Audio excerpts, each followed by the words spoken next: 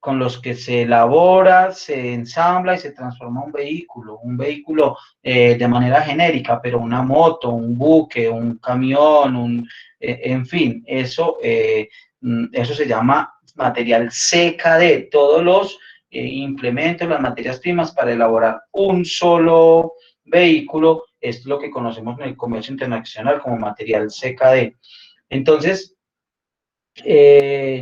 salvo, pues, como dice ahí Viajero, las demás modalidades de importación se les aplicaron las disposiciones contenidas para la importación ordinaria. Por eso es que uno estudia, digamos, un poquito mejor la importación ordinaria, porque si usted maneja la importación ordinaria, se le hace muy, muy fácil comprender los demás regímenes aduaneros de importación. La importación ordinaria está en el artículo 173 del decreto 1165. 173 para que lo vamos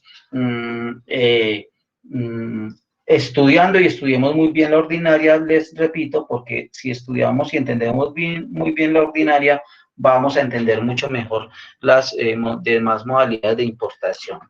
Entonces, ¿qué es la importación ordinaria? Es la introducción de mercancía de procedencia extranjera dentro del territorio nacional con el fin de permanecer en él de manera definitiva. Es decir, estamos hablando de esos computadores que entraron para vender en el Éxito, ese calzado que entró para vender en el centro comercial, es todo lo que se va a consumir y todo lo que se va a usar. Es una importación común y silvestre. Es una importación donde se pagan los derechos y los impuestos a que haya lugar, de acuerdo a la subpartida arancelaria y de acuerdo a si tiene o no se tiene un tratado de libre comercio, y la mercancía es originaria del país con el que se tenga el tratado de libre comercio. Entonces, la mercancía, cuando se importa ordinariamente y se cumplen todos los procedimientos, entonces esa es una de esas mercancías que yo les decía que quedaba en libre disposición. ¿Listo? ¿Dentro de cuánto tiempo debe obtenerse el levanto de esa mercancía? Dentro de un mes, y se puede prorrogar por un mes adicional. ¿Dónde? En un depósito habilitado. Si prorrogado por un mes adicional no se presenta dentro del mes siguiente el rescate de esa mercancía, la mercancía quedó definitivamente en abandono. Quedó en abandono, y eso pasa mucho, más que todo porque dentro de mes o dentro de esos 2 meses el importador no obtuvo un visto bueno, porque no tenía el dinero para pagar los derechos e impuestos, es decir, el IVA y el arancel. Entonces una mercancía fácilmente puede quedar en abandono, porque fíjese que el tiempo son máximo 2 meses. Entonces la declaración de importación debe presentarse dentro de esos 2 meses. Cuando se trata de una declaración de importación que es anticipada, debe de presentarse dentro de los 15 días, que es el término para la declaración de importación anticipada. Tiene que cancelarse dentro de ese mismo término todo lo que tiene que ver con los derechos e impuestos que se generen. Entonces, en esa declaración de importación ordinaria, se tiene que tener en cuenta que hay una presentación especial de esa declaración. ¿Y cuál es esa presentación especial, o cuál es esa regulación más bien especial? Es que se debe de presentar en la jurisdicción donde se encuentre la mercancía. ¿Cómo? A través del sistema informático aduanero. Es decir, si la mercancía llegó al aeropuerto José María Córdoba, yo no la voy a poder presentar la declaración en la aduana de Cartagena, ni en la aduana de Bogotá. No, se presenta en la aduana de Medellín. Y junto con esa declaración de importación, en el sistema informático aduanero, ¿qué se debe de presentar? Los documentos soportes de esa declaración de importación. ¿Cuáles son? Registro o licencia de importación que ampare la mercancía si la subpartida arancelaria dice que requiere registro. ¿Qué mercancías requieren registro? Unas mercancías que el Ministerio de Comercio, Industria y Turismo, que es quien tiene la competencia para regular el registro de importación, esas mercancías que dice el ministerio que tienen algún tipo de protección a la economía nacional y que el ministerio quiere llevarles un control especial, hay unas mercancías que requieren registro o licencia de importación. No todas las mercancías requieren este registro, no todas, solo algunas. Tenemos la factura comercial. La factura comercial siempre y cuando se trate de una compra-venta. Pero hay casos en los que no hay compraventa. Entonces es ese documento equivalente a la factura comercial. Oiga, si me están escuchando, que no esté hablando para mí solo. Sí, lo estamos Sí, sí, escuchando bien, sí, señor. Bueno, perfecto. El documento de transporte. ¿Cómo así que documento de transporte? Lo llamamos documento de transporte de manera genérica, les reitero, en aéreo son guías aéreas, en marítimo es BL, conocimiento de embarque, en terrestre es carta aporte, y si se utilizaron varios modos, es un documento de transporte multimodal.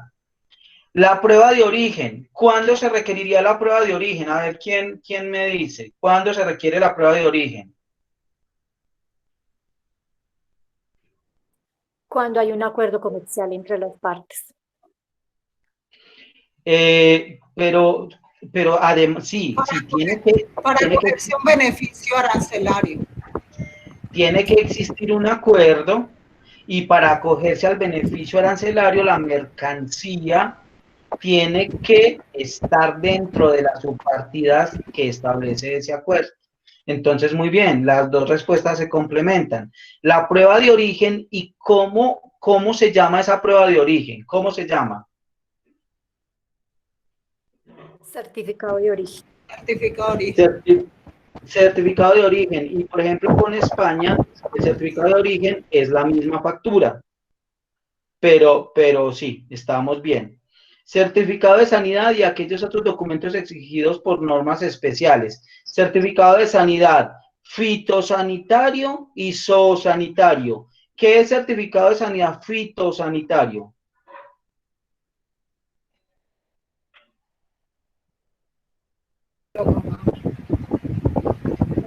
Con el Todo lo que son vegetales, todo lo... Perfecto, lo expide el ICA.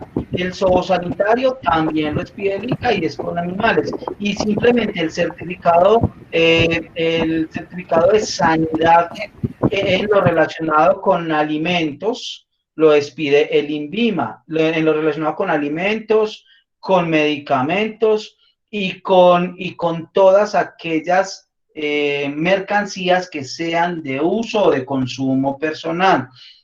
Las lociones, todo eso.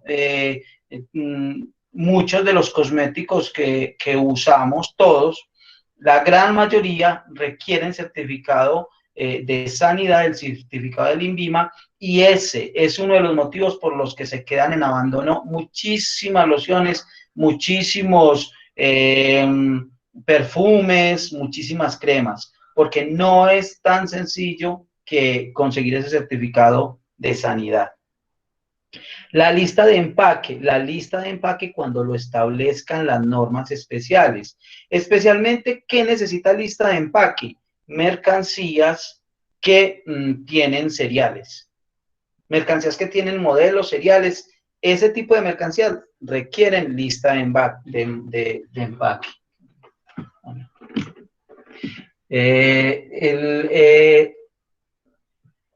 Perdón. ¿Qué más documentos de transporte se requieren? ¿Qué más documentos, soportes de la declaración de importación se requiere? Recuerden, el mandato cuando no exista endoso aduanero. ¿Recuerdan qué es el endoso aduanero? Yo se los había dicho en otra clase. ¿Lo recuerdan? Todos los documentos de transporte se pueden endosar. Claro, los documentos de transporte son títulos, valores. Valores. La Pero guía el también. documento, sí, claro, claro, claro. Pero les voy a hacer una aclaración. Una cosa es el endoso comercial que transfiere la propiedad y otra cosa es el endoso aduanero. El endoso aduanero es el que hace el importador a la agencia de aduanas para que le haga los trámites aduaneros. Y el endoso comercial es cuando ese importador que introdujo la mercancía al país se la vende a un tercero.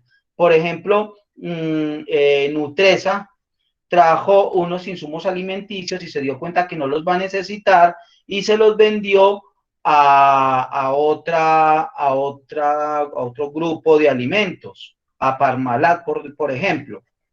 Entonces, le endosa ese documento de transporte y es Parmalat el que va a hacer todos los trámites de importación. Entonces, quiero que quede muy claro porque es fundamental esto. Una cosa es el endoso aduanero y otra cosa es el endoso comercial. Aquí estamos de endoso aduanero, ¿listo? La declaración andina de valor. La declaración andina de valor se diligencia solo cuando la norma establezca que se debe diligenciar. ¿Y qué es la declaración andina de valor? La declaración andina de valor, como su nombre le indica, es una declaración, pero es independiente a la de importación, donde el importador, bajo gravedad de juramento, establece cómo fue que salió el valor de esa mercancía. Si hay una conexión entre el importador y el proveedor en el exterior, si se trata de un grupo empresarial, si se trata de que es una filial y una subsidiaria, si tiene algún vínculo familiar o los socios de la empresa de aquí con los socios de la empresa del exterior, si en esa compraventa hubo un descuento por pronto pago, si en esa compraventa hay un anticipo de otro negocio. Es decir, la declaración andina del valor lo que hace es que genera unos datos adicionales de los que tiene el inspector para mirar si esa mercancía estuvo o no estuvo bien declarada. Listo. Entonces, esa declaración andina de valor es fundamental cuando la norma lo establece. No todas las importaciones requieren declaración andina de valor, solo las que tienen unos valores determinados que ya les estoy buscando por acá. Si no estoy mal, son las mercancías que superan los $5,000. Entonces, no todas las mercancías requieren declaración andina del valor, pero las que lo requieren, tiene que aportarse esa declaración andina de valor. Tenemos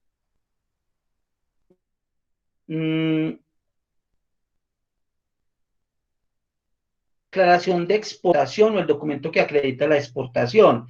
¿Cuándo? Cuando lo que yo estoy importando es una mercancía que había exportado previamente, que había hecho una exportación temporal. Entonces se requiere esta declaración de exportación, documento soporte. Las autorizaciones previas establecidas por la DIAN. Hay muchas autorizaciones previas, hay muchos vistos buenos de muchas entidades, del ICA, del INVIMA, del Ministerio de Cultura, si son cuadros, de Indumil, si es alguna cosa que tenga que ver con armas, por ejemplo, las corporaciones autónomas regionales también dan vistos buenos tanto en importación como en exportación, la Superintendencia de Industria y Comercio, las certificaciones del RETIE y el RETILAC, así se llama, cuando yo estoy importando lámparas o chips para lámparas o para este tipo de electrodomésticos que funcionan para irradiar luz. Entonces hay muchos vistos buenos. Cuando el que está haciendo la importación es un consorcio o una unión temporal, que recuerden que yo les dije que los consorcios o uniones temporales eran declarantes, pues el documento de la constitución del consorcio de la unión o de la unión temporal, la certificación de que la mercancía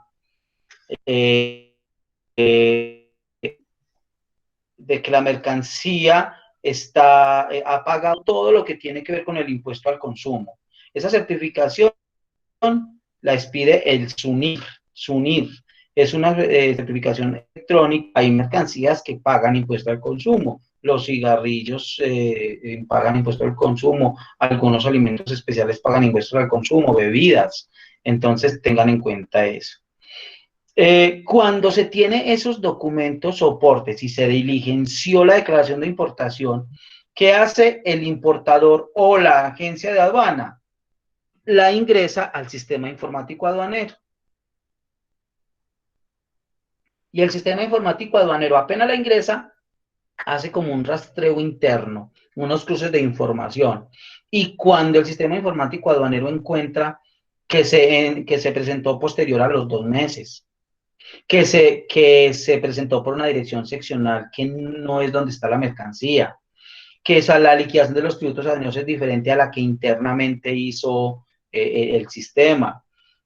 Cuando esa declaración de importación no tiene ni la modalidad, ni el DIN, ni el importador, ni el declarante, ni el país de origen, ni la subpartida arancelaria, ni la descripción, ni la cantidad, ni nada de esos datos súper importantes. Y además, cuando la mercancía declarada no está amparada en los documentos soportes, el sistema informático aduanero le pidió la factura y no le digitó factura. Cuando el nombre del declarante sea diferente al del consignatario del documento de transporte y no se haya hecho el endoso comercial, como yo los había dicho. Este sí es un endoso comercial porque por ejemplo, ahí llega una mercancía, como les digo yo, para Nutresa y los trámites los está haciendo Parmalat, pero no lo endosó. Entonces, cuando pasa eso y cuando la agencia de aduana no tenga autorización para actuar, en todos esos casos que les acabo de decir, el sistema informático aduanero no acepta la declaración de importación. Se la rechaza, no la acepta. Si no pasa ninguno de esas situaciones, entonces el sistema informático aduanero sí la acepta. Y cuando la acepta, entonces de inmediato el importador o la agencia de aduana, si tiene esa competencia, va al banco y paga los tributos aduaneros. Ojo, va al banco y paga los tributos aduaneros. ¿Se acuerdan que yo les había dicho que este procedimiento de ir al banco y pagar los tributos aduaneros era un procedimiento que, ¿qué? A ver, ¿quién se acuerda de una observación que yo dije de ir al banco y pagar los tributos aduaneros después de que se presentó y se aceptó la declaración de importación? ¿Qué observación les conté yo que tengo frente a este pago de tributos aduaneros? ¿Quién se atreve? ¿Quién recuerda?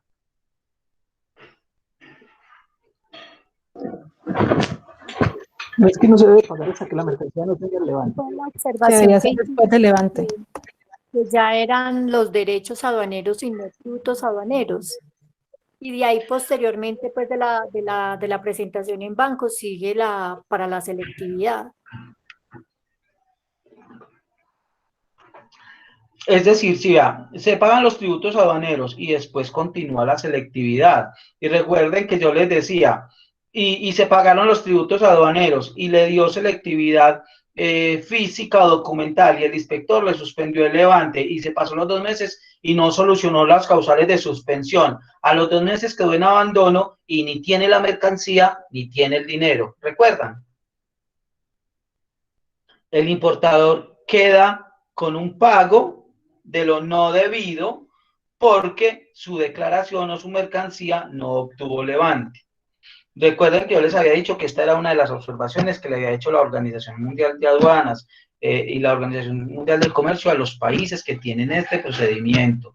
Este procedimiento lo tenemos contrario a como debe ser. El decreto 390, que era el anterior, le reitero, un decreto que generó mucha inseguridad jurídica, pero que en el fondo estaba mucho más acompasado con convenio de Kioto. En el decreto 390 sí se pagaba los derechos e impuestos cuando se obtenía el levante, que eso es lo ideal.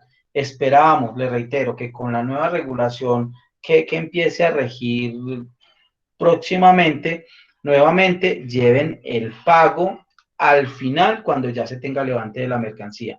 Pero por el momento, el pago de los tributos es antes de la selectividad. Y en esa selectividad, ¿cómo sale? Esa selectividad puede ser automático, levante automático. Entonces, en ese caso, simplemente va y se retira la mercancía del depósito y listo. La mercancía queda en libre disposición. ¿Listo? Pero si no, dime. Tú hablas de tributos aduaneros. Sí. ¿En la norma actual se habla de derechos aduaneros o fue al contrario como quedó? Antes No, decíamos tributos y ahora decimos derechos aduaneros, porque de pronto en una pregunta de examen nos preguntan así y entonces uno queda como confundido. Por si me aclaras, por mira, favor. convenio de Kioto, OMC, dice que el término correcto es derechos e impuestos a la importación o derechos e impuestos a la exportación. Ese es el término que debe ser, derechos e impuestos. Y en los derechos e impuestos es el arancel y es el IVA, derechos e impuestos. Pero nuestro colombianismo lo llama tributos aduaneros. En este momento se llama tributos aduaneros, en este momento. Pero esa palabra, tributos aduaneros, no es la apropiada. La llamamos tributos aduaneros porque así está en el 1165. Está con tributos aduaneros. El 390, el anterior, decía derechos e impuestos. Por eso le digo que el 390, aunque generó mucha inseguridad jurídica, en cuanto a la terminología, se era mucho más cerca a la de convenio de Kioto. El término que establece convenio de Kioto y convenio de Kioto revisado es derechos e impuestos a la importación. ¿Listo? Pero le reitero, de manera no ideal, el decreto 1165 lo sigue llamando tributos aduaneros. Esperábamos que en la nueva regulación nuevamente regrese la definición derechos e impuestos a la importación. Listo, queda como clarita esa dudita. Sí, muchas gracias, Moisés. Listo, entonces el sistema dice, bueno, inspección documental. Entonces quiere decir que el importador o la agencia de aduanas le va a llevar al inspector la declaración de importación y todo el cartapaso de documentos para que le haga una inspección documental. Ojo, el hecho de que el sistema diga que inspección documental no impide que el inspector pueda hacer inspección física a la mercancía. Si el inspector, por ejemplo, en la declaración de importación encuentra un serial 203040 y en la factura encuentra 203010 y en la lista de embarque encuentra 203005, ¿cómo sabe el inspector? ¿Cómo sabe realmente cuál es el serial? ¿Cómo sabe? ¿Quién se atreve? Revisando la mercancía. Por inspección física. Exacto, yendo a revisar la mercancía. Entonces, aunque la determinación de la selectividad salga documental, el inspector tiene la potestad en un momento dado, si a bien lo tiene, de hacerle inspección física. Pero ojo, en el acta de inspección no puede decir, no, estimé pertinente hacer inspección física. No, señor. Usted hizo inspección física, ¿por qué? Tiene que decir, porque los seriales en los documentos soportes eran todos diferentes. Porque la descripción de la mercancía en un documento de soporte decía que de 20 pulgadas, en otro decía que de 50 pulgadas, en otro decía que de 75 pulgadas. Es decir, sí lo puede hacer, pero tiene que justificar el por qué hizo esa inspección física. Ahora, la otra selectividad es la inspección física de la mercancía, donde esa inspección física es comparar los documentos, la declaración de importación y los documentos soportes con la mercancía de manera física. Entonces, el inspector, ¿qué tiene que hacer? Como su nombre lo indica, una inspección aduanera. Y se dice que la autoridad aduanera determina la práctica de inspección aduanera, documental y física dentro del proceso de importación y lo debe de hacer, dice, de forma continua y concluirse a más tardar el día siguiente en que se ordene su práctica. Esto se queda en solo bonitas palabras. Esto no siempre se cumple, porque los inspectores, que entre otras cosas, y en el grupo de inspectores, mejor dicho, yo los reconozco y me les quito el sombrero porque los inspectores tienen una cantidad de trabajo espantoso, sobre todo en los puertos principales y en los aeropuertos, y en muchos casos no pueden cumplir esto, de que se ordena la práctica de la inspección y que ininterrumpidamente y que a más tardar el día siguiente. ¿Qué pasa?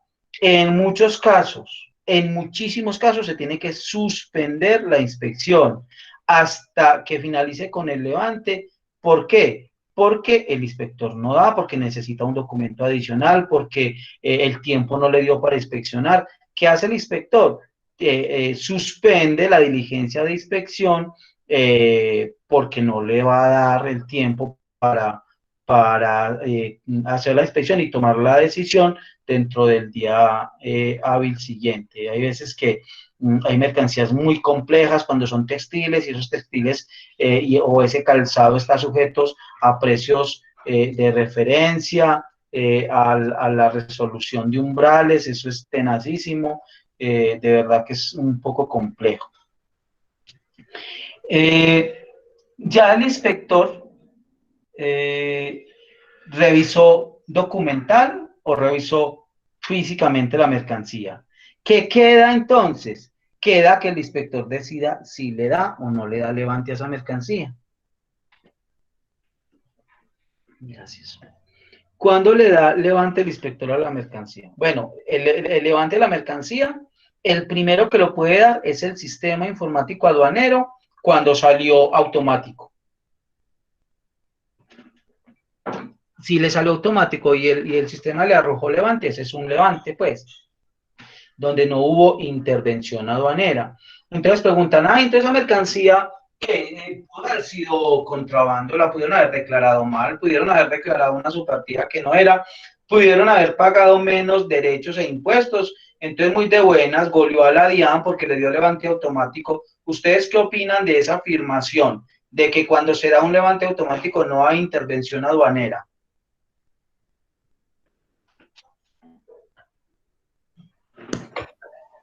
Pues se da levante automático, pero si hay razones justificadas, yo puedo ir a hacer la inspección física o documental de la mercancía.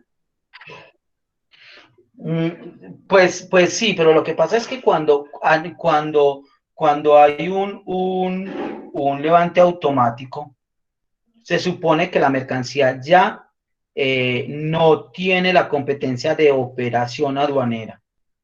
Se escapa de la competencia de operación aduanera porque las competencias de operación aduaneras es hasta el otorgamiento de levante.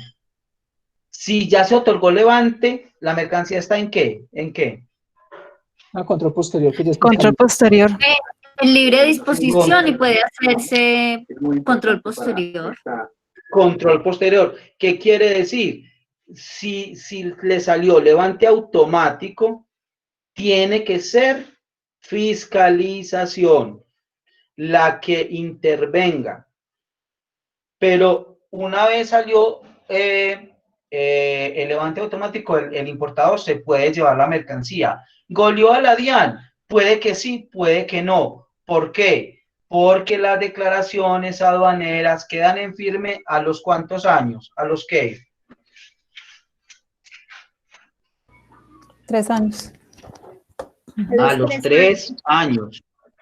Entonces, si goleó a la DIAN, pero después la DIAN en un programa de control posterior, fiscalización, se dio cuenta de que esa no era la subpartida, se tienen 3 años para que la DIAN le haga una liquidación oficial, para que la DIAN le imponga una sanción, en fin.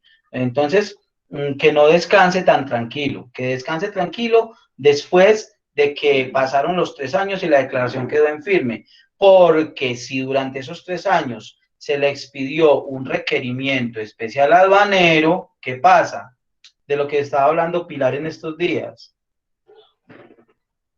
Se suspende la firmeza de la declaración.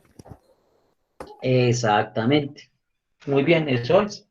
Entonces, mi mensaje es que, pues, yo hago esta claridad, es para que vean que a pesar de que las mercancías tengan levante automático, eso no necesariamente quiere decir que no tenga control aduanero. ¿Y cuándo más procede ese levante? Cuando practicada esa diligencia documental o cuando practicada esa diligencia física se encontró conformidad. Hay otros tipos de procedencias de levante que están relacionados a cuando el inspector hizo alguna suspensión, pero dentro de los 5 días el importador subsanó, como son los numerales 4, los numerales 5. Los numerales 6, los numerales 7, los numerales 8. Todos estos numerales están relacionados con suspensiones del inspector. El numeral 4 tiene que ver con errores u omisiones en la marca, descripción parcial, total y completa, siempre y cuando no conlleve a que se trate de mercancías diferentes y el declarante dentro de los 5 días solicite levante la mercancía con declaración de legalización con pago de rescate. Entonces el inspector suspendió, se presentó una declaración de legalización con rescate y da levante. Cuando practica la inspección física o documental se encuentra que el valor, el numeral 5, está todo relacionado con valores. Cuando son valores relacionados con los documentos soportes, cuando a llegar en documentos soportes que no acreditan el valor, cuando se trata de precios declarados ostensiblemente bajos. Entonces, ahí el inspector tiene que actuar como establecen esos numerales. Cuando se suscite duda en el valor en aduanas, en todos esos casos, el inspector da levante, una vez le hayan subsanado, corroborado, comprobado que el valor era, o si el valor no era, le hayan ajustado esos valores a los reales, o hayan constituido las garantías en determinadas circunstancias. Es decir, el numeral 5 está todo relacionado con el valor. El numeral 6, disculpen, yo mando aquí una cosita.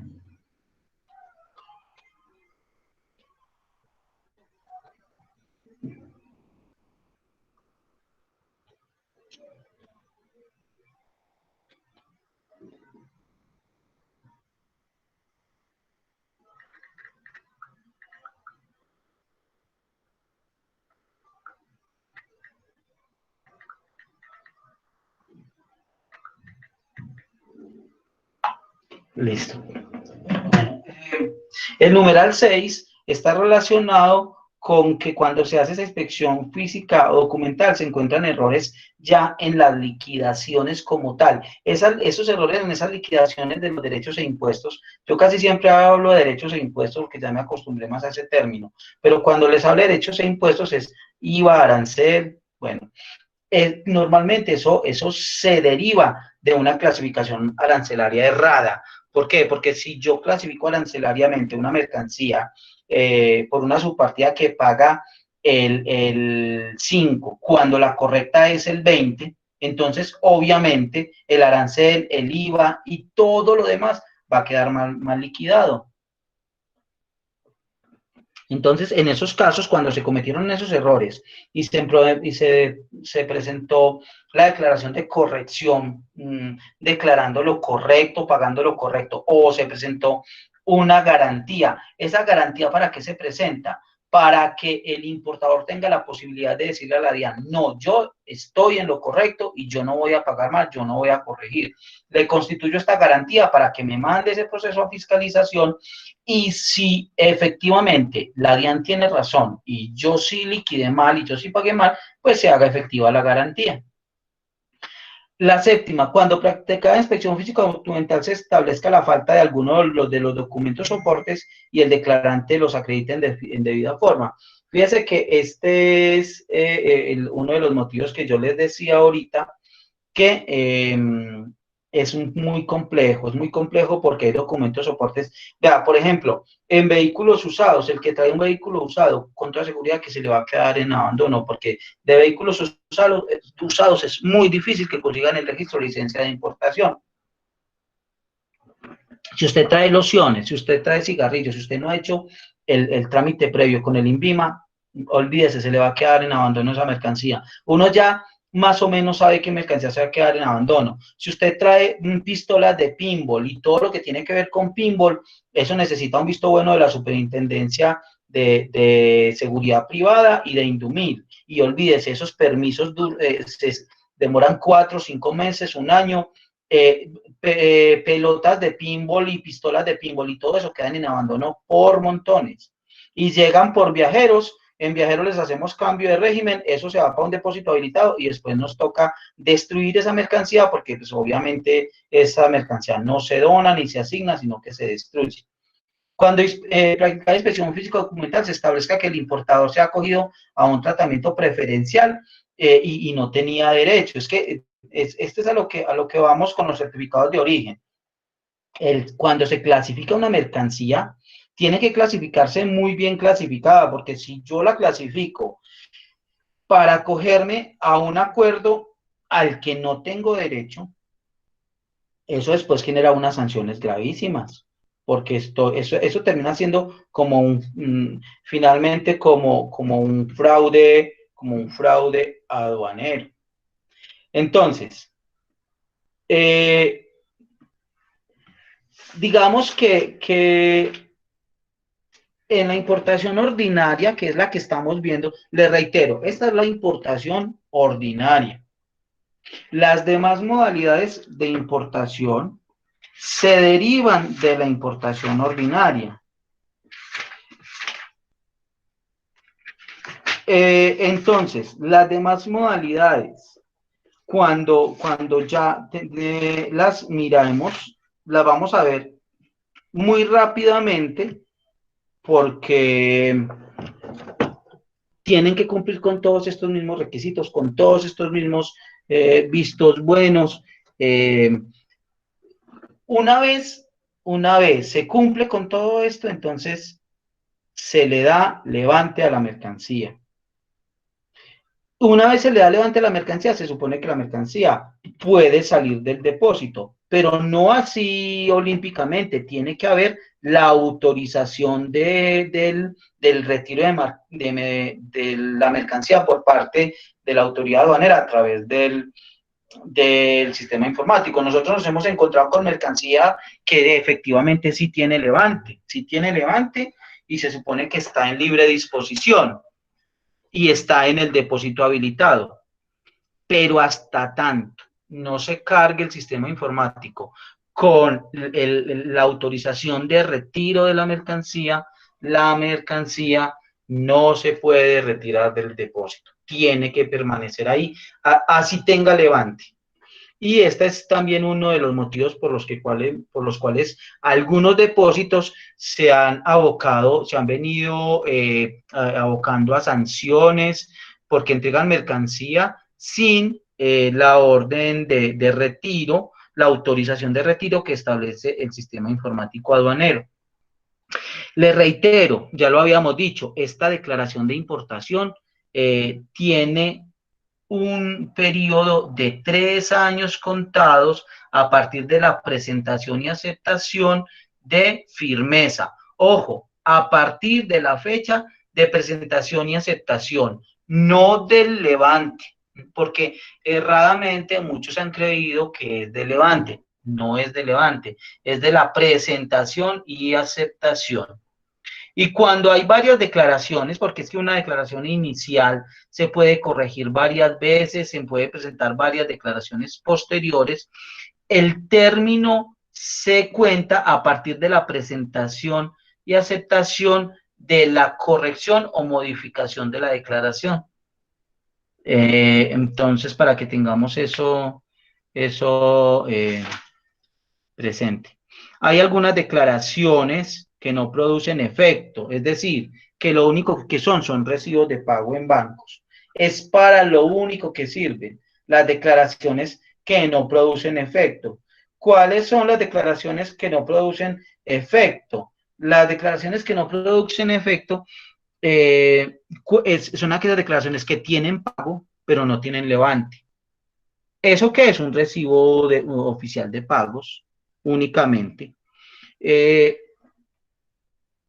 La declaración anticipada que se haya presentado con una antelación a la llegada de la mercancía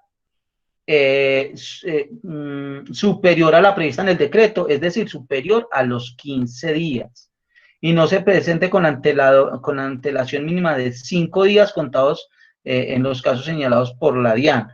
La declaración de corrección que modifique la cantidad, sustane la omisión parcial de descripción o la modifique amparando mercancías diferentes, o una declaración donde se liquide un menor valor a pagar. Esas declaraciones no producen ningún efecto, esas declaraciones, por decirlo así, no tienen validez. Hay unas declaraciones que se llaman unidades, o mejor dicho, hay una forma de importar mercancía que se llaman unidades funcionales. ¿Qué es una unidad funcional? Una unidad funcional es, a ver, me explico, es como un proyecto que se va a importar todas las mercancías para ese proyecto. Y esa unidad funcional tiene que clasificarse en una subpartida arancelaria. Yo recuerdo que hace mucho tiempo, cuando yo era inspector, se le solicitó a la DIAN autorizar una unidad funcional para unas porquerizas, así se llama, unas porquerizas. Entonces, la DIAN le clasificó arancelariamente esa unidad funcional y todo lo que llegó para esa unidad funcional, como por ejemplo, las mangueras de agua, todo lo que venía para construir la porqueriza, todas las máquinas que se necesitaron en esa porqueriza, todo vino bajo algo que se llama unidad funcional. Y se presentan declaraciones de unidades funcionales y dice que las unidades funcionales son elementos o componentes que constituyen una unidad funcional y lleguen al territorio nacional en diferentes envíos o en uno o más documentos de transporte para someterse a la modalidad de importación, y debe declararse cada envío en la subpartida arancelaria de la unidad funcional. Quiere decir que si, por ejemplo, para esa unidad funcional yo voy a necesitar pisos, baldosas, entonces yo no lo voy a clasificar por la clasificación arancelaria del piso, sino de la unidad funcional. Esos son unidades funcionales y las unidades funcionales también se declaran por esta modalidad de importación ordinaria. Entonces, esto que les acabo de decir es lo más importante de la importación ordinaria. Ahora, ¿qué más se declara ordinariamente? Y el decreto 1165 le hace una mención especial. Ordinariamente se declaran la importación de muestras sin valor comercial. Y se consideran muestras sin valor comercial aquellas mercancías que se declaren en la factura como muestra, tiene que decir en la factura como muestra sin valor comercial, y que no sobrepase el valor FOB señalado por la DIAN, que en este caso la DIAN ha establecido un valor de $10.000 como muestra sin valor comercial, y para la importación de mercancías no se requiere registro para la importación de muestras sin valor comercial. Esas mercancías tienen que venir marcadas como muestras sin valor comercial. No pueden someterse a la venta, no son objeto de venta, son muestras sin valor comercial. Y como no requieren registro ni licencia de importación, ese estado de esas mercancías tienen que reflejar esa intención de que son para regalo, que son para muestras, pero que no tienen una intención comercial. Uno muchas veces recibe disque muestras sin valor comercial y en la etiqueta está el precio de venta. Entonces todos esos son indicios de que eso no son muestras sin valor comercial, de que realmente lo van a vender. Por ejemplo, en viajeros recibimos muestras sin valor comercial y lo que debemos de hacer es que el importador le haga la mercancía se le haya hecho algo que impida que se use, que tenga un roto, que tenga alguna muestra de que la mercancía es inviable su uso. En algún tiempo hubo un modus operandi que decía, no, traemos muestras sin valor comercial, y traían 500 pares de zapatos derechos. Ah, bueno, listo, muestras sin valor comercial. A los 4 o 5 meses traían 500 pares de zapatos izquierdos. Eso fue un modus operandi, y en su momento, con el tiempo, aprendimos a identificar quiénes hacían eso, pero eso lo llegaron a hacer. Yo no sé si todavía lo harán, si en sus administraciones todavía harán eso, pero en un tiempo eso hacían. Traían los zapatos izquierdos y con el tiempo traían los derechos o mezclados, pero bueno. Entonces, esta es la declaración de importación, la modalidad de importación ordinaria. De manera ordinaria, la declaración de importación que queda en libre disposición, que es la común y silvestre, la que es de mercancía que se compra en el exterior para consumir o para usar y no tiene ninguna otra consideración diferente. Ya cuando es una mercancía que se ingresa temporalmente, cuando es una mercancía que me la están reparando o reemplazando, cuando es una mercancía que se va a transformar, cuando es una mercancía a la que le voy a aplicar Plan Vallejo, cuando es una mercancía que se va a importar bajo leasing, eso es otra cosa y no entra por esta modalidad, entra bajo otra modalidad, y esas otras modalidades las vamos a ver en la próxima clase. ¿Listo? Entonces, compañeros, pues yo me disculpo, la clase hoy estuvo cortica, pero es que en estos días las próximas 2 clases también van a ser así corticas, porque ya me tengo que vincular a otra capacitación. Pero estuvo cortica y sustanciosa, ¿o no? ¿O qué opinan? Preguntas. Sí, Moisés. Bien, estuvo bien, sí, señor, bien, gracias. Excelente. Si tienen alguna pregunta, Muy bien, Moisés, muchas compañeros, gracias. puedan. Entonces, muchachos, nos vemos, si Dios quiere, compañeros, nos vemos el martes, y hagamos lo posible por comenzar un poquito más temprano. Ojalá pudiéramos comenzar a las 4:30, ¿listo?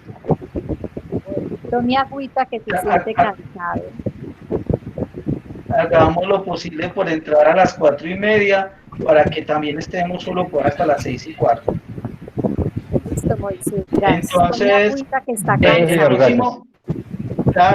el próximo martes vamos a ver las otras modalidades de importación. Y el jueves vemos las modalidades de exportación. Solo nos queda faltando una clasecita, que sería el régimen de tránsito aduanero, ya. Es decir, nos quedan 3 clases pendientes. ¿Listo? Ok. Bueno, gracias. señor, muchas gracias. Gracias. Compañeros, un feliz fin de semana, que descansen. Muchas bendiciones. Gracias. Gracias. Muchas gracias. Feliz fin de semana para todos. Dios te pague por ustedes. Amén. A ustedes. Bendiciones.